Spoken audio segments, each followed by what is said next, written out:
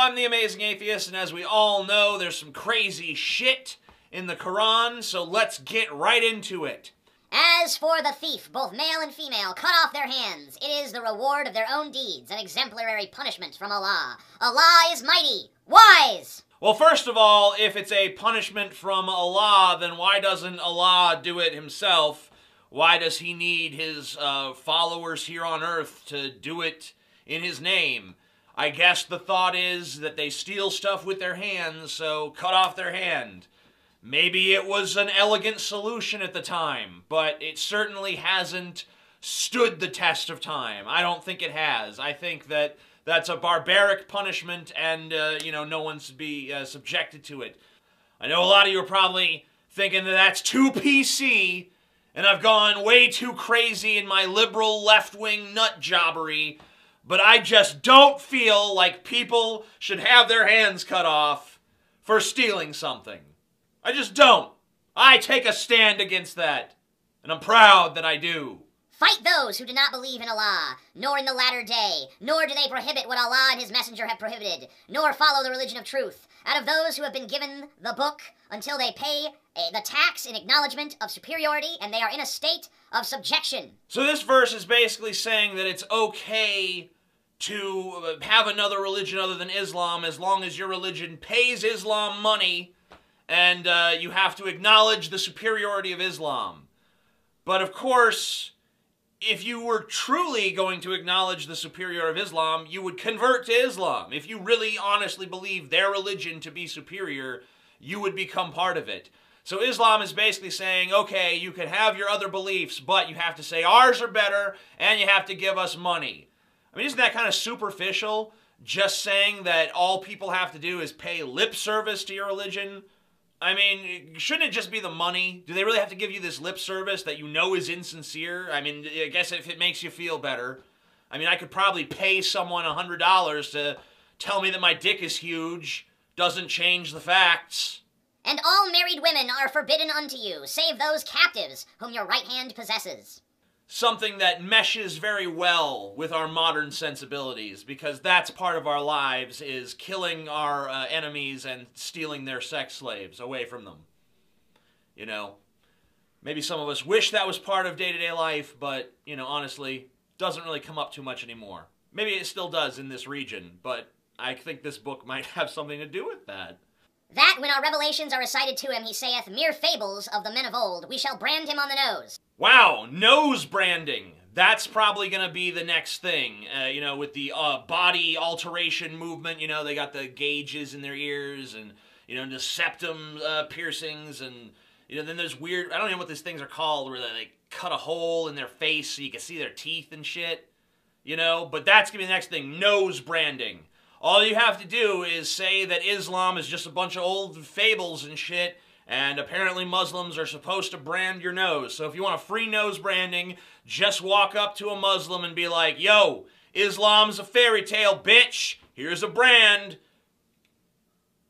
The entire third surah of the Quran, that's their word for chapter, is basically just one giant long rant about how disbelievers are going to suffer a terrible doom. Here's a few excerpts from just that chapter.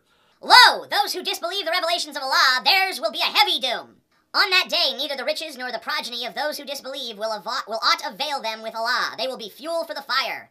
Like Pharaoh's folk and those who were before them, they disbelieved our revelations, and so Allah seized them for their sins, and Allah is severe in punishment. Say, O Muhammad, unto those who disbelieve, you shall be overcome and gathered unto hell, an evil resting place. Whoso disbelieveth the revelations of Allah will find that, lo, Allah is swift at reckoning, and whoso seeketh as religion other than the surrender to Allah, it will not be accepted from him, and he will be a loser in the hereafter. You're a loser, disbeliever. You're a fucking loser. Look at you. You disbelieve in the tenets of Islam. You're a loser. You're gonna be a loser in the afterlife. You're a fucking loser. Fighting is prescribed for you, and ye dislike it. But it is possible that ye dislike a thing which is good for you, and that ye love a thing which is bad for you. But Allah knoweth, and ye know not. There are certain contexts where this sort of speech might be forgivable. Like if you're trying to get a group of people to stand up and fight for themselves against an antagonistic enemy who's persecuting them. Like, you know, like in Seven Samurai, if you've seen that. But this is not that. This is Muhammad preaching to a group of people that he's trying to convince to form raiding parties to go off and steal goods from other people. So, not exactly a nice guy. Not exactly a nice tactic. He's basically saying, yeah, I know that you guys don't want to do this.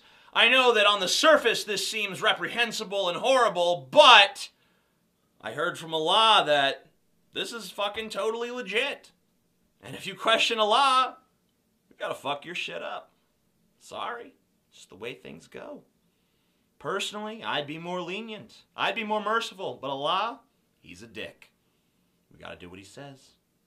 And he says, we gotta raid that caravan, steal their shit, and build me a fucking palace! Indeed, the penalty for those who wage war against Allah and his messenger, and strive upon the earth to cause corruption, is none but that they be killed or crucified, or that their hands and feet be cut off from opposite sides, or that they be exiled from the land. That is for them a disgrace in this world, and for them in the hereafter is a great punishment.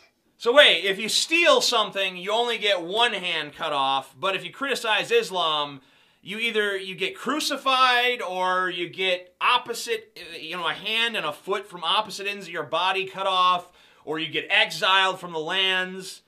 And then, even after that shit's over, you die, and you're going to hell to be tortured for all time. Islam! O believers, fight the unbelievers who are near to you, and let them find in you a harshness, and know that Allah is with the God-fearing.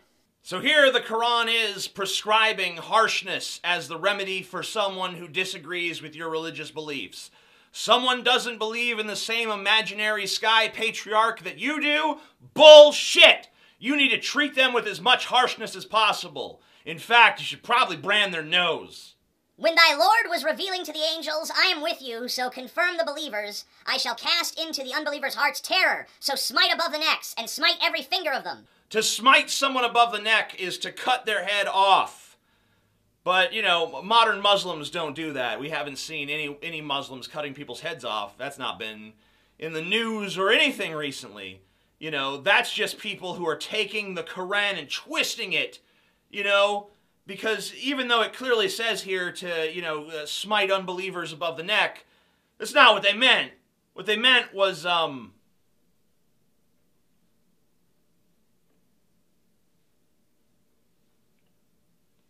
O believers, take not Jews and Christians as friends. They are friends of each other. Whoso of you makes them his friend is one of them. Allah guides not the people of the evildoers.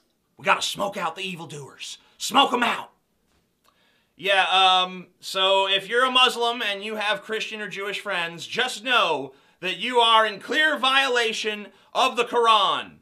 And that you are apparently, just by being friends with a Jew or a Christian, you have become either a Jew or a Christian, because good Muslims don't associate with those kinds of people. I've made a lot of top 10 lists. Usually the challenge is, man, can I find 10 examples of this thing? Can I inflate this list up to 10?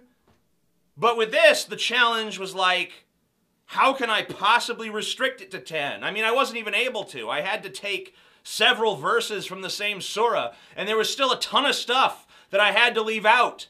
So this probably is not the only top 10 list of fucked up quotes from the Quran. You're probably going to see more, especially if this gets popular. So if you like it and you want to see more of it, give it a thumbs up and share it around. I'm the Amazing Atheist. Peace the fuck out.